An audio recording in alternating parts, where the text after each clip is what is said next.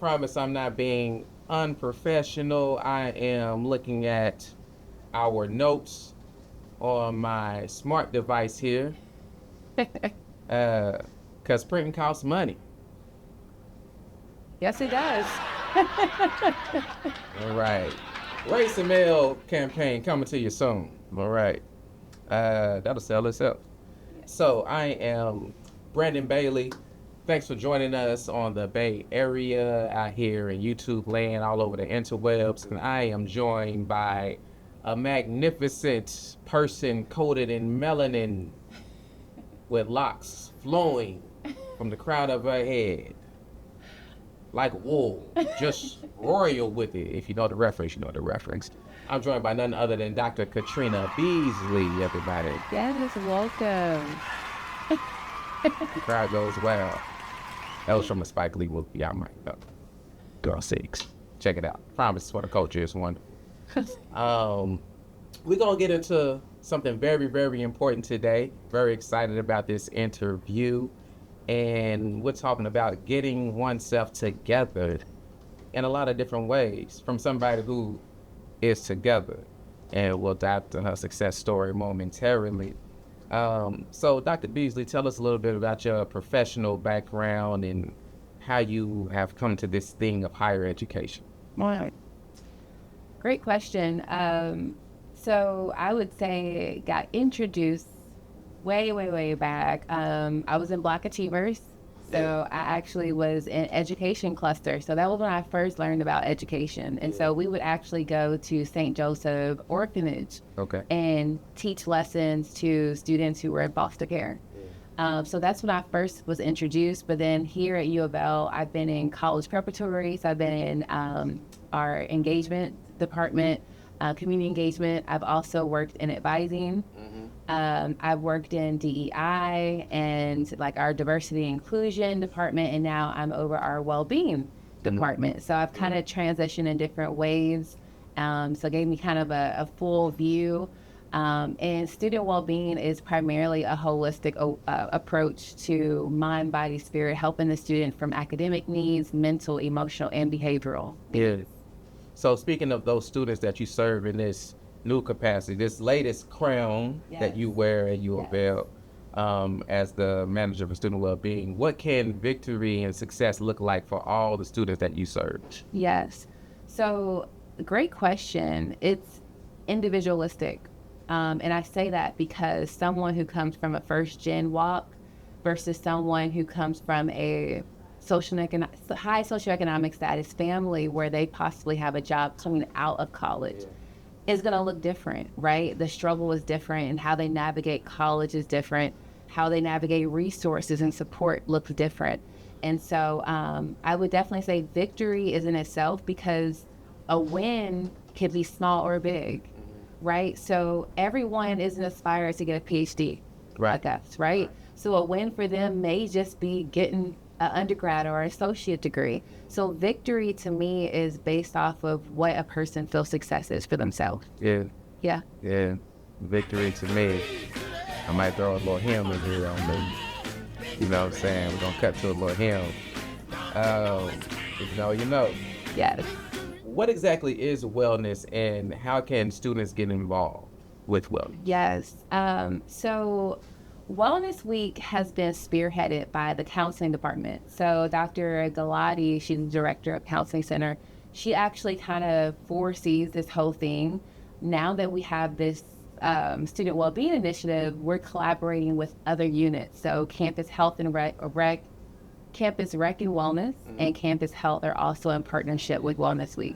And what we're doing is trying to get every single unit, every college involved in what that looks like, from giving out coloring sheets and showing that you can de-stress yourself by coloring, activities, meditation, mindfulness. So it depends on what you're wanting to expose, but it's for students to get resources and support on how to control their mental state. Yeah. And so there's going to be a huge thing in the Red Barn. There will be food and different things like that, vendors.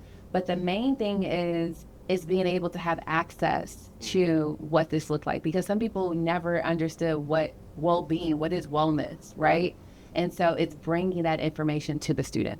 Absolutely. And when did wellness first show up or make an impact in your life? It's always been in my life. I've always been athletic.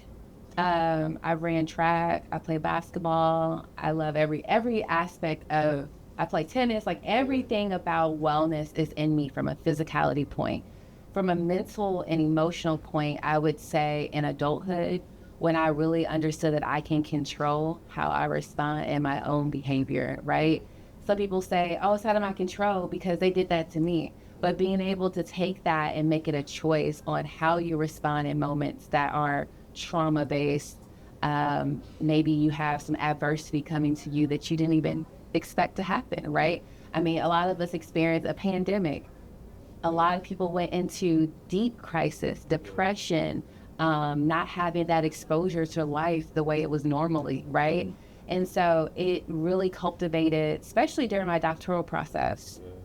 I realized how strong I am. I got hit with a pandemic. I went through a divorce. I moved out of my home. Like there were so many transitions on top of being a full-time student and working full-time and being a mother, right? So no breaks. Absolutely no breaks. So that's kind of what catapulted me into my own journey. Yeah, the pandemic was a crazy time. You mentioned those three Ds, the depression, 2 Ds, depression, the breakups. A lot of people went through the bottle to cope with all of the trauma. You looking on the news and seeing remember they had the little ticker going live on the different news sites of this county has so many deaths, this city has so many deaths. Yeah. We couldn't go to funerals, right? You had to cap stuff off. It was like everywhere you turn, so I can imagine what it was like going through in your shoes at that time. That seems like an unbelievable avalanche of stress and emotions. Yeah. And it's funny that you said that about picking up the bottle because to be transparent, that's kind of been the way I've always seen people deal with their trauma, right? Is codependency. Yeah. And we live in an era where, okay, if you're not picking up marijuana, you're picking up a vape. Mm-hmm. Or you're, even that saying, oh, I need a drink. Mm-hmm.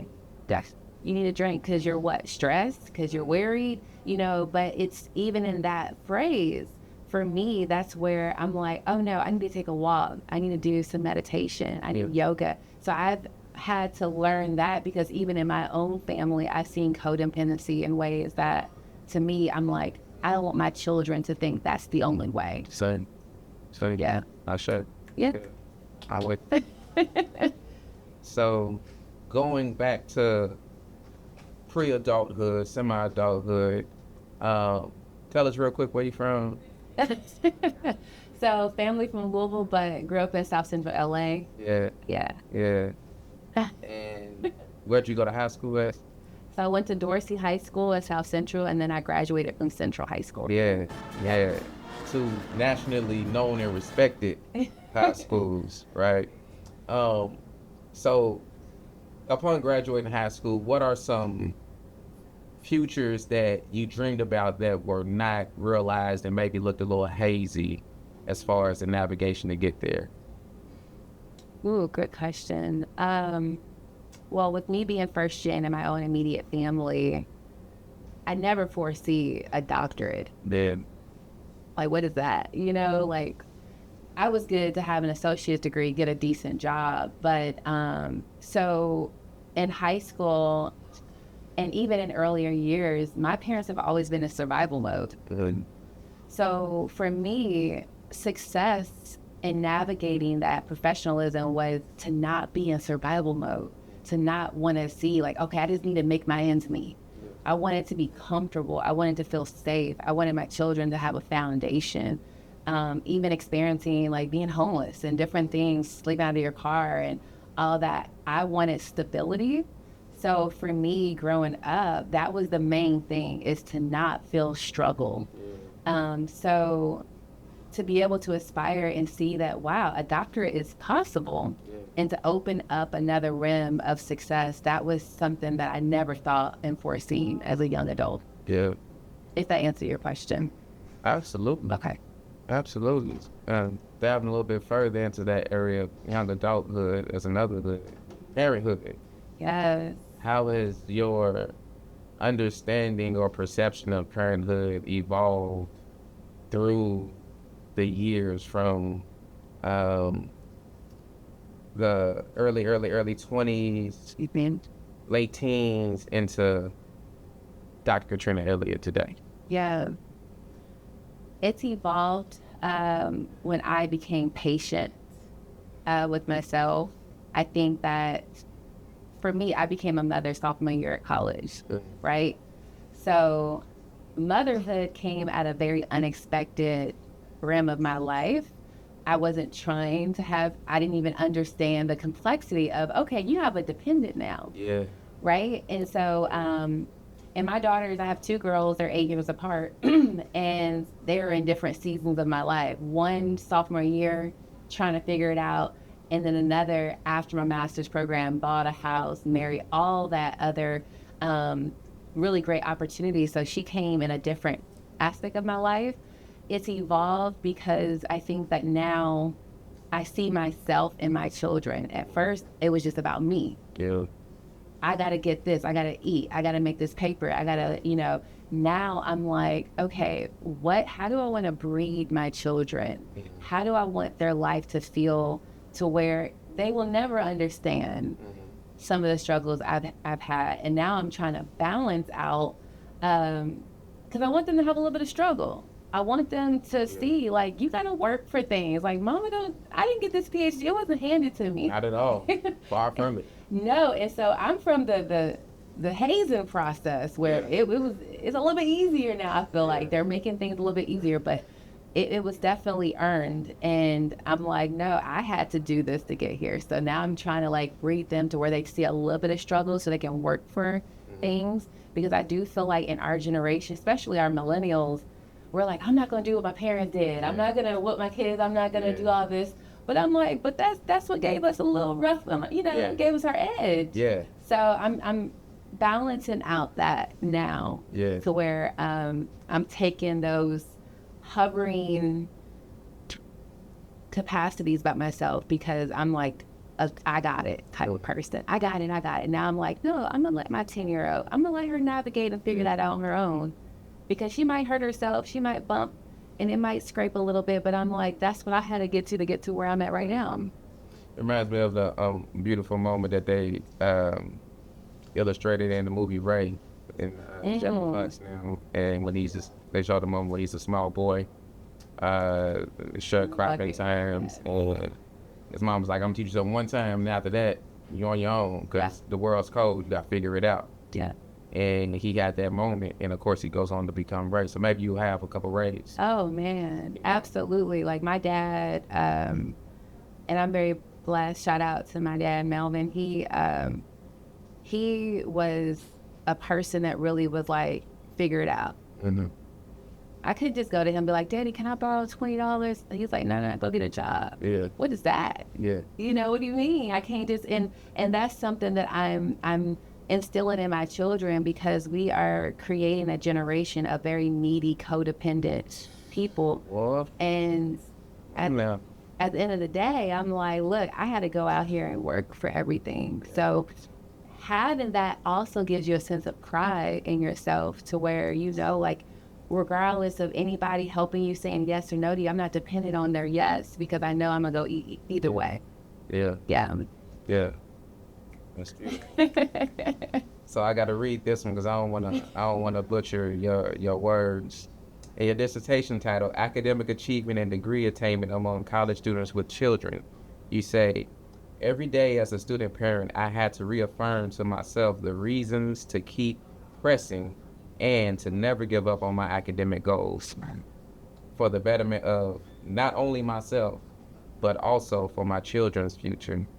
Talk to us about a specific moment or realization that ignited the spark to get that PhD. Dang. First of all, I'm the type of person where I can't start something without finishing it. Yeah. Like I said, everything hit But I remember sitting back, this was when the pandemic hit. I was already in chapter 4 and 5, and I was overwhelmed. My children were at home, homeschooling. I was literally like, how am I going to do this? And I remember having a conversation with my oldest daughter at the time, and I'm like, there's going to be some sacrifices I have to make where it's going to pull me away from you. And that means time, right? Because you only get one moment to sacrifice, and sometimes you may lose that opportunity. So I'm like, I have a moment where I have to sacrifice time, but I promise you it's going to be worth it. Yeah. And so have that transparency with my children, and they would ask like, okay, mommy's writing, so I would have to go to the library or go somewhere in silos. Yeah. And it allowed them to see that I wasn't going to allow my circumstances to dictate my future. And so that hustle mentality is what I wanted to instill in my children. Yeah. So for them, I wanted them to see that I'm creating a generational wealth and legacy that's beyond even you all. I'm creating something that I've never even seen. Yeah.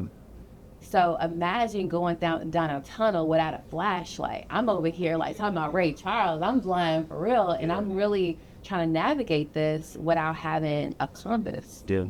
And so that's kind of where that was instilled. One day, your daughters, respectively 8 years apart, are going to be in a setting where one is out of high school, maybe in the workforce or in her own PhD program or master's program, and another one is in the middle of an English class and may have a sub. Someone may ask them, who is Dr. Katrina Beasley? And what would you say? First of all, I would say strong. But I always get shaky about that word strong because as Black women, we always have to be strong, right? But strong, determined. I don't take a person's no and then leave it there. If I know that I want something bad enough, I'm going to find another route. So that door closing or that rejection for me is just another route for me to get there another way. And I would definitely say passionate. I'm very passionate about my people. And I love people, and I feel like my success is not about me. Yeah. I have so many young boys and girls who are like, wow, I'm the only representation they may ever meet to think this is possible. So for me, I'm passionate about uplifting. Once you get your piece of paper, you need to lean back and hold somebody else's hand to help them get there too. So I really love that sense of community and support.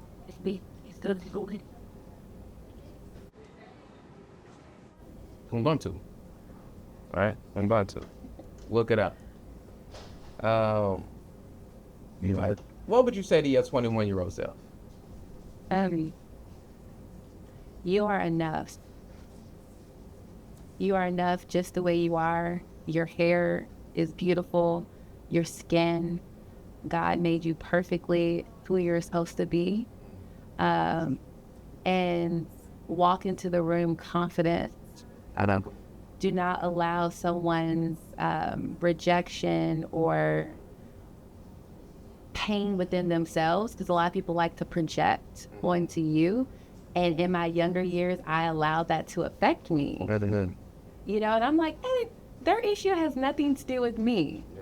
And I've had to learn how to put that boundary and shield up. So I would definitely say being able to resist those temptations to allow myself to get out of my own skin and stay firm. And my no is my no. These are my boundaries. And also, I would tell my younger self not to settle. I experienced some things in my life because I didn't know where my potential was. So sometimes we gravitate to things based off of where our reality is. And I'm like, no, I should have been looking at where my future is. Yep. And then I would have met people or did things that was matched to that success. But yeah, that would be it. Yeah. Got to settle. Good. That was a good sermon that right there. You hit the New Testament and the Old Testament, and then went back to the New Testament and back to the Old Testament. Yes. When we watch the playback, I'll show you exactly what you said. Okay. But yeah, you flowing right now. I'm gonna return back to the dissertation again. I don't want to butcher the words, so I'm gonna read it. Yeah. You say the experience I gained. This is towards the end of your introduction, chapter 1. You say the experience I gained as a student parent helped me realize that the possibilities for students with children are endless and are not limited due to caring for a child. What is one message then you would say to a current college student who has a child? Not to give up. I meet a lot of people who have children and they say it was too much, or even growing up in my own household, I heard a lot, if I didn't have children, I would have been able to do X, Y, and Z. And for me, don't use those kids as an excuse to be a failure or to quit. Let them be the platform and the audience to see you grind even further, you know, and because now you have way more on your shoulders to hold. And so that's where I would definitely say, keep grinding, find resources and support that understands you. And that's why I wrote that dissertation. We talk so much about other marginalized groups, so we never talk about the mothers and fathers that are pushing their kids in their strollers across campus, or the students who don't have childcare or ends meet and they're trying to struggle and figure out, or they have a sick child and they have a class policy where you can't be late, all these other dynamic demands. And so I would definitely say to tell them to, you know, not to give up, keep going, and to keep looking at the degree as it's tangible. Sometimes we feel like success is so far away. Yeah. It really isn't. Like, I don't even know how I got 4 degrees. I'm trying to figure out how. Yeah. You know, and it goes so quickly, but it happens when you put that effort into it and you stay just and determined each day. Yeah. Yeah. Determined. I say, sister. Just a couple of more, because I know you got to get back to the desk and saving lives and impacting souls. What is one wellness tip you would like everyone to consider? One wellness tip is to not stress. I know it's easier said than done, but having mechanisms to not internalize outside factors. So figuring out what is something that you're passionate about, what is something that you enjoy doing that gives you joy and can release endorphins. That's different for everybody. I change by the day. One day I'm like, okay, I want to run. Yeah. Another day I'm like, no, my knee is aching. Because, you know, when you get over 30. Yeah, man. Hey, listen. I'm like, that Stairmaster hit a little different today. Listen. But, you know, finding different ways to, first of all, you have to have that self-awareness. Because what works for one person may not work for you. Everyone doesn't enjoy painting, but some people, they'll get in their zone and they paint and they just release so much just beautiful work. Yeah. And so figuring out what brings you that joy and peace, I think peace is definitely a part of wellness, because it's definitely something that depends on the day, and it's a day-to-day thing. So figuring out your routine, I think that what we eat also affects our wellness, our mental state. And I think that finding ways to build that energy that's healthy, because a lot of people are using or drinking different like energy drinks and different things in order, but you have to figure out sleep routine and fitness, also nutrition. All of those things are gonna really help. Yeah, make your insurance cheaper too once you get a little older. That's true. Trust and believe. Yes. Trust and believe me.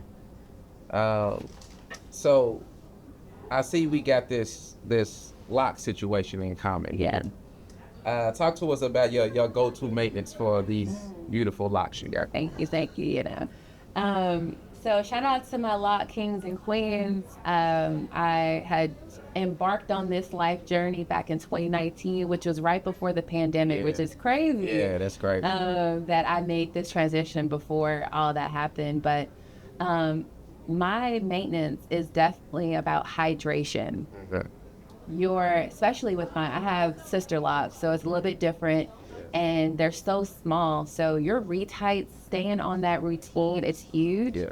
Sometimes if you let it go too much and get too much new growth, then they can break, things like that. So really nourishing, just like a plant, right? You got to keep them hydrated, cleanse. You're daily taking them and kind of looking at them and investigating to see. But it's definitely a product that makes you feel free. Yeah. Like, I've never had so much hair freedom in my life. Yeah. And it's low maintenance, but then it is maintenance. Yeah. Right? It is. And so I'm excited about it. So I started mine in 2005. Oh, wow. And they've been cut on, and some people that got fired. See. Couple people got fired. And I remember coming out of undergrad, 2011, broadcast news major, and they was like, so when you gonna cut your hair? What you mean? You want to be in front of the camera? If you just want to be in the business, like this ain't it, right? Like, man, whatever. I done interned at places, at TV stations, radio. It's all good. Went to interviews. You see? Went to fill out tax papers, and they was like, oh no, we filled the position. So it's a real thing. It's read her dissertation. Is all she touches on some barriers around anti-blackness and otherness, where just us being us is not accepted. And hair is one of those things. She talked about policies against folks who have children in college. So just get into us. Share some good stuff. Yeah. How to touch the locks. Yeah. How to touch on the locks. And really quickly, I'm glad you said that, because we do have a lot of stereotypical bias. I've even heard from people that look like us is that professional? Yeah. Yeah. And for me, I'm like, well, who I am already sets the tone for my professionalism. So how I show up with my hair shouldn't dictate what my work ethic is. So it is a lot of stereotypes and what we do with our hair. And so for me, I'm like, whether it was in a fro, twists, locks, braids, be authentically you. Yeah. Let people see who you are, and don't allow yourself to set into anyone's standards of what professional looks like. There's the quote. Yes. We got it. There's the quote. So our last question. Yeah. If I get you up out of here. Fine. Name one person within the U of L community you would like to see interviewed on display. It's so hard because I've met and had so many great connections here. I would definitely have said my dissertation chair, Dr. Susan Longerbeam, but she is no longer here with us. She's a gem. But I would say Dr. Sherry Wallace. She's over in political science, if you haven't met her. She has been so supportive. She's like, I want to celebrate you. And I'm like, what do you mean? She was like, do you know you're a few? And when people, especially our Black people, see us and celebrate us, and there's no competition, there's no, intimidation, I really love supportive people who are like, you did that. Like, you are a doctor. And she really has celebrated and poured into me, which has been a blessing. So I want to send kudos to Dr. Wallace, and she has a long duration in our BFSA here and different efforts, and it's evolved a little bit with the times, but she still is a heavy hitter. Yes, she is. Yes, she's straight out of Arkansas. Yes. I be knowing my people. You gotta know where you at. Yeah, you do. You gotta know where you at. So, Dr. Beasley, is anything else you want us to know you have going on before we get out of here? Yeah, I just want to say, with you going through this process right now as a father, yes, you understand completely, and I'm here to support you in any way that you need. And you're gonna look. You about to be Dr. soon, Dr. Bailey. So I am. I'm proud of you. Yes, thank you. You're welcome. I appreciate it. Thank you for your time. Yeah. And all the work that you're doing. Thank you. Yeah. And so, I appreciate you having me here. definitely. Yeah. Definitely. Well, y'all heard it. Dr. Cherie Wallace had to get you in this hot seat or the cool seat because you make it hot wherever you at in a great way. And y'all tune in for the next episode of the Bae Area. It's going down. Thank you, Dr. Beasley. Thank you. Y'all have a good one.